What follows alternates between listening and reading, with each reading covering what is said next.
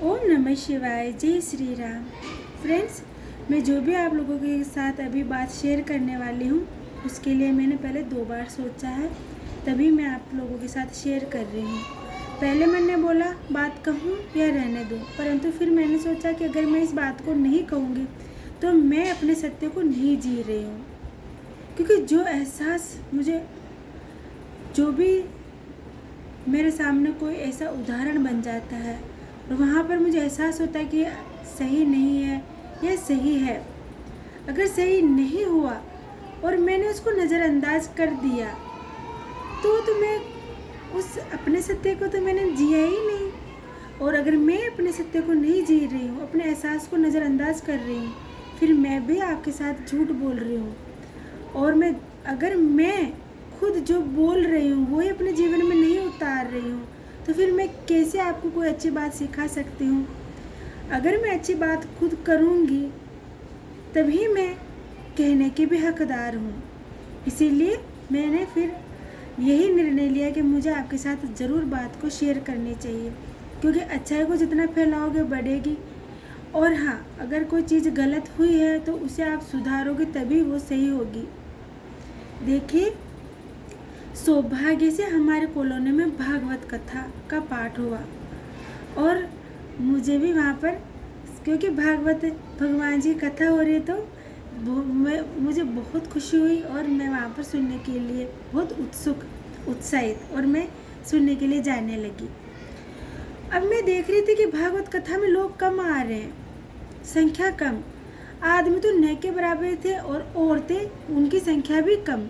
फिर मैंने गले मोहल्लों में औरतों को बोला भी कि भागवत कथा है तो सुनने चला करो भाई। तो मतलब उनकी बातों से साफ लग रहा था कि उनको जाना नहीं था, कथा सुनना ही नहीं है उनको। समझ गई मैं। फिर मैंने कथाएं सुनी, रोज़ देख रही थी, लेकिन एक जो चीज़ जो मुझे बहुत बुरी लगी, अच्छी नहीं लगी, वो ये थी कि जो कथावाचक जी वो जिस पद पर बैठे हैं, कितना जिम्मेदारी वाला पद है और उन्होंने कितने ग्रंथ पढ़े होंगे, कितनी शिक्षा ली होगी, जब जाकर के आज वो उस लायक बने कि समाज को कुछ अच्छी सीख दे, कुछ अच्छी बातें बता सके। तो क्या हम जो बाहर से पढ़ते हैं, क्या जो सीखते हैं बाहर से ज्ञान, क्या हम उसको अपने जीवन में उतारते हैं? कोई भी हो, ये किसी पर भी बात लागू होती है। हर कोई देखते हो कि आज ज्ञान की बातें सब कर रहा है, लेकिन क्या वो स्वयं उस ज्ञान को उतार रहा है अपने जीवन में? मैंने वहाँ पर एक चीज़ देखी कि कथावाचक जी कितने जिम्मेदार पद पर विराजमान होकर सबको ज्ञान की बातें सिखला रहे हैं, बतला रहे हैं, लेकिन उनके भीतर मैंने एक बहुत ही लोभ और लालच देखा जो मुझे बिल्कुल भी अनुचित लगा। और इसके अलावा भी मैंने 2 और बातें मुझे अनुचित लगी, तो मैंने वहाँ पर भी मतलब उस चीज़ को मैंने बता भी दिया कि ये चीज़ अनुचित है। और एक चीज़ की लोभ और लालच इतना, तभी लोग सुनने के लिए नहीं जा रहे हैं कि आप मतलब आपको मतलब ही नहीं कि लोग धर्म को, ज्ञान को अपने जीवन में कितना उतार रहे। आपको मतलब किससे कि धन, दान, कोई जिस दान की बात आती है तो बस दान इतना देना चाहिए, उतना देना चाहिए, बस दान दो दो दो, और मुंह से मांग रहे हो कि इतना दो उतना दो। क्यों इतना लालच? जितना भाग में लिखा हुआ होता उतना मिल जाता है। समझते हैं हम कि आप धर्म के प्रचारक हो, समाज पर ही निर्भर करता है आपका जीवन यापन, लेकिन इतना लालच क्या है कि लोग जितना दे ही नहीं पाते, जितना उनका सामर्थ्य ही नहीं है। जितना उनका सामर्थ्य है उतना तो वो देते ही हैं, जितना उनको देने में खुशी मिलती है। अब आप जितना मतलब उनको इच्छा नहीं है उससे भी ज़्यादा आप उनसे निकलवाओगे तो फिर वो तो दुखी होकर के दान दे रहा है ना, फिर वो कैसा दान होगा? दान तो वो है कि जो आप सुख से दे रहे हो तभी आपको लगेगा।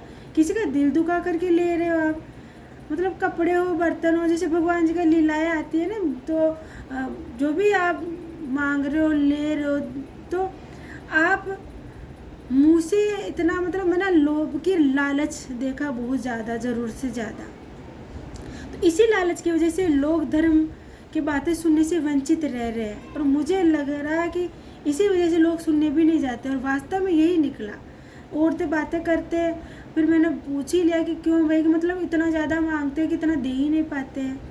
तो आपको इस चीज़ का एहसास भी नहीं है कि लोग सुनना जानना चाहते हैं, लेकिन उस लालच के भाव की वजह से कि हम तो दे नहीं पाते ना इतना सारा, जितना वहाँ पर मतलब वो लोग इतना दे रहे हैं। शायद मेरे पास इतना ही है, 100 रुपये, 20 रुपये, 50 रुपये, और लोग इतना 500 रुपये दे रहे, तो वो अपने आप को वहाँ पर ऐसे छोटा महसूस करते हैं। और जहाँ पर उसको छोटेपन का भाव आ जाए, ईश्वर क्या है, ईश्वर जहाँ पर ईश्वर की कथा हो रही है, भगवान के लिए सब बराबर है, ना ऊंच नीच का भाव, ना छोटे बड़े की भावना, गरीबी अमीरी कुछ नहीं, वहाँ समानता होती है। और जब हमारे भीतर समानता का भाव नहीं आ रहा है, क्यों? आपको पता भी है कि इस लालच की वजह से बहुत लोग धर्म की चीज़ें नहीं सुन पा रहे हैं। देखिए, हाथ जोड़ करके विनती है, अगर भूल हुई तो मैं क्षमा प्रार्थी हूँ, परंतु आप सुदामा जी का चरित्र हम लोगों के सामने आप उदाहरण देते हो, और उसी में आप दान, जैसे सुदामा जी बनवा करके आप फिर भी वो सुदामा जी बने हुए कमंडल से भी आप बस बार बार ऐसे घुमवाते हो, हर कभी उनमें कृष्ण भगवान जी का जन्म होता तब लेते हो, शादी करवा करके लेते हो, सुदामा जी बनवा करके लेते हो, हर जगह लेते ही लेते रहते हो। लेकिन सुदामा जी के बारे में पता भी है कि इतनी गरीबी तो शायद कभी किसी को भी नहीं हुई, किसी के मतलब कोई इतना गरीबी में जीवन नहीं जिया होगा जितनी गरीबी सुदामा जी के पास थी।